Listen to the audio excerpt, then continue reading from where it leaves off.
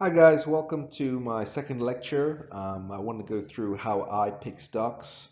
I know this is a very difficult decision, especially when you're first getting into the stock market. Which stock should I pick? How do I evaluate stocks? So I think it's a very important question. Also, stock selection is an incredibly important part of portfolio management. If you pick bad quality companies that don't do very well and go down in value, then your portfolio is not going to be very successful. So stock selection is an incredibly important part of portfolio management, and I just wanted to make a video about how I personally pick stocks. Disclaimer: I'm not a financial advisor. This video is for entertainment purposes only. Okay, let's get into it. So I usually start off with the Magnificent Seven. These are some of the best companies in America. They're household names. They've really all of them have generated a lot of profit and are very well known. So Apple, everybody I know has an iPhone. People love the iPads. People love Apple's computers. They have a very loyal customer base. Um, Next, we have Google. Everybody uses Google, I'm assuming probably on a daily basis, to search for information, whether that's where to go on vacation, whether there's something related to their work. People are using Google on a daily basis. In addition to that, YouTube, the platform that we're on now, which has so many people watching it on a daily basis, that's also owned by Google. So Google, another excellent company. Number three, we have Amazon. Amazon has revolutionized the way we purchase products. We can get a lot of things. We can buy them online and have them delivered straight to our home in a very short period of time. So something that I use on a weekly basis, and also another very profitable company. Number four, we have Microsoft. Now, this is a little bit of an older company. It's been around for a long time, I still produce a lot of excellent products. For example, my Microsoft Surface computer, I love it. I use it on a daily basis. Also, the software such as Microsoft Office has been a very popular software for many years. Microsoft Word is something I use whenever I'm typing up, writing up any sort of document. Microsoft Excel if I have to do calculations, and also Microsoft PowerPoint if I want to create a presentation. So Microsoft, again, is very good company. Nvidia, this is really been a huge story. The price of it has gone up a lot, especially over the last 12 months or so, and it's because of the AI boom. There's been a lot of demand for its chips, and it's also doing very well. Tesla, Elon Musk, the richest man in the world, he's revolutionized motoring. He's really increased the use of electronic vehicles, and Tesla has done very well in that respect. Now, this year it has had a difficult year. It has had some, seen a decrease in its profits. It's also an excellent company. Produces good, very good popular cars. A lot of my friends who drive Teslas, they absolutely love their cars. So I usually start off with these companies. These are some of the best companies, well-known companies in the United States, and then I'll look at some of the metrics associated with these companies, and use that as a starting point. So let's move on to something that I also look at whenever I'm evaluating a company. It's called the PE ratio. So whenever you're buying a share, you want to know, how expensive is this share that I'm buying? Am I paying a good price for it? And the PE ratio basically allows you to make that determination. So the earnings per share is basically, when you buy a share, how much profit or earnings is that generating per year, right? So say you buy a slice of a company, say a share of a company, say there's 10 shares of a company, okay, so each share is 10%, and that company generates $10 a year, just for argument's sake. So the earnings per share is going to be $1 per year per share, right? So when you buy that share, you're not going to buy it for $1. A business that's earning money, you're going to have to pay a premium for that. So you may buy that one share for $20. So now you pay $20 and you have something that's going to make you $1 a year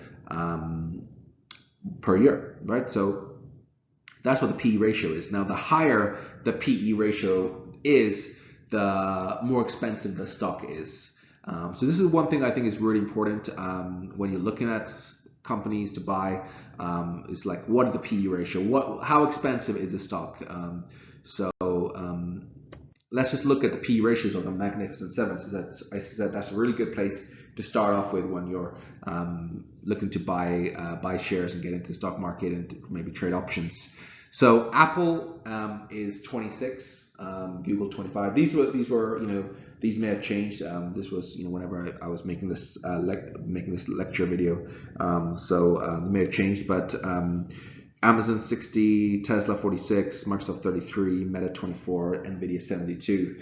So usually for a lot of the tech companies, they run in the 20 to 40 range. And then you may ask, why is a company like Nvidia so much higher than say Apple, right? I mean, you're paying a lot more money for Nvidia than you are paying for Apple, right? You got P ratio of 72 versus 26.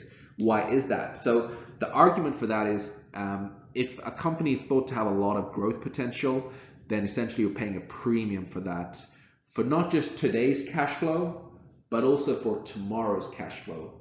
So Nvidia, for example, there's been a huge demand for its chips with the AI boom, and it's producing more and more chips, and it's growing as a company. And the thought is that in the future it's going to get even bigger and be able to make more chips and be more profitable and generate even more cash flow than it is today. So you're paying for today's cash flow, and also you're paying a premium for tomorrow's expected cash flow. Obviously in the future no one knows what's going to happen, but that's what's expected. So that's why you're paying a premium for Nvidia. So this is one of the things I think is very important to look at whenever you are purchasing a stock or doing options on a stock, to see how is the price, what value am I getting from at the current stock price. So very, very important concept.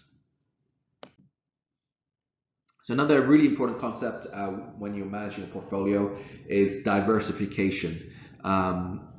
Diversification is so important, because if you put all your money into Tesla and Tesla crashes, then you're down, your money is down. And for example, Tesla had at one point got up to around $400 a stock, and the current price about 181. So that's a drop of more than 50%. So if you had $100,000 and you put $100,000 into that, now you're down over $50,000. So that's pretty painful, right? So now, nobody knows what's going to happen tomorrow. There can always be a crash in the stock market. Anything can happen. But by putting your money into lots of different high quality companies, your money is safer, essentially. So even if one company goes down, one company goes bankrupt, and that stock goes to zero, your other companies are, should be okay, because they're different companies. So that's a very important part of managing a portfolio, and that's why me personally, I'll usually buy multiple different companies. I'll buy stocks in multiple different companies for safety, to basically diversify my portfolio and not to put all my eggs in one basket. Very important concept. Now, if you're thinking to yourself, hey, I don't really have time to look up these stocks, to research these stocks, I don't really, I don't have time for that. I just want to buy something which has all these stocks. Well, perfect. These are my 3 favorite ETFs. So ETFs, SPY, QQQ, and VOO. SPY has the top 500 companies in America. It follows the S&P 500. It's an excellent ETF. QQQ follows the NASDAQ. That's more tech-heavy ETF, and VOO is also S&P 500 ETF. So if you don't want to really pick all these companies, you're like, hey, I kind of like all these companies. I don't know exactly how much of each I should buy, and I don't really want to go into researching, and I don't want to buy individual stocks. I just want to pick something which has all the stocks combined. Here you go. SPY, QQQ, VOO, some of my favorite ETFs. Now, Usually we'll stick with SPY and QQQ just because they have daily options expiration. So for me as an options trader, I like that. VOO has less options expirations, usually more a monthly options expiration. So it's also very good fun, but I usually stick to SPY and QQQ for that reason because I'm an options trader. One of the things that you do want to look at when you're looking at these funds is expense ratio. These funds are managed by companies that do charge for the portfolio management. So the expense ratio is basically the percentage per year of the invested dollars that is invested in portfolio management. So for SPY 0.09, BOO 0.03, QQ is 0.20. So it's just something to be aware of, you know, you may ask, hey, surely you should pick VOO. It's cheaper than SPY, even though they're tracking the same S&P 500, right?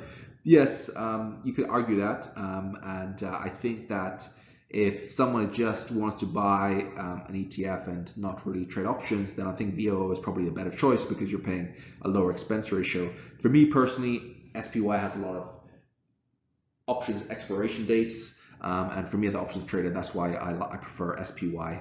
And I can show you in the next slides just an example of that. So if you look at the options chain, this is from Robinhood, this is for buying calls or whatever options you want to trade. Just showing you the dates. So you have May 17th, June 21st, July 19th, October 18th. If you go to SPY on the other hand, you have April 29th, April 30th, May 1st, May 2nd, May 3rd. So you have a daily options expiration dates. So there's more dates that you can trade options with SPY. That's why I prefer to trade it as an options trader. QQQ is similar. It has daily options expirations, and that's why I also like to purchase and trade options with QQQ as well. And this is just a slide just to show you some of the top holdings in SPY. So as you can see, you have Microsoft, Apple, Nvidia, Amazon, Meta, Alphabet, which is Google, Berkshire Hathaway. So as you can see, a lot of those companies, the Magnificent Seven that I was referring to earlier in the video, are included in SPY as well. So when you buy SPY, you're getting exposure to all those companies.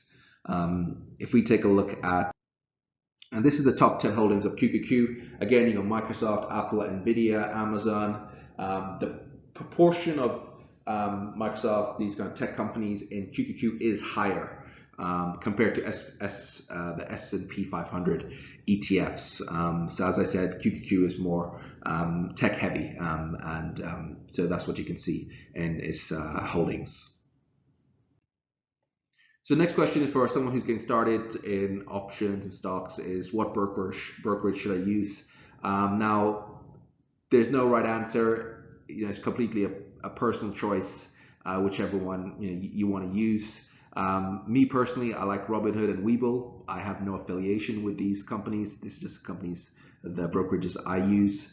I prefer these just to some of the other brokerages because they do commissions-free stock trading and options trading. For me as an options trader, that's beneficial. So that's why I use these two platforms. But again, it's whatever it's your choice, whatever you would like to you prefer to use. So that's my end of my video. Thank you for watching. My next video, I'm actually going to show my portfolio and exactly how I do this on a daily basis. And you can see the stocks that I bought, the options that I've traded against those stocks. And I'm also going to show you some more advanced trades as well, which includes selling options on margin. So stay tuned for my next video that should be coming out next week, and I'll go through my portfolio and exactly how I trade on the daily basis. And yeah, thank you for watching this video, and if you found value, please like and subscribe.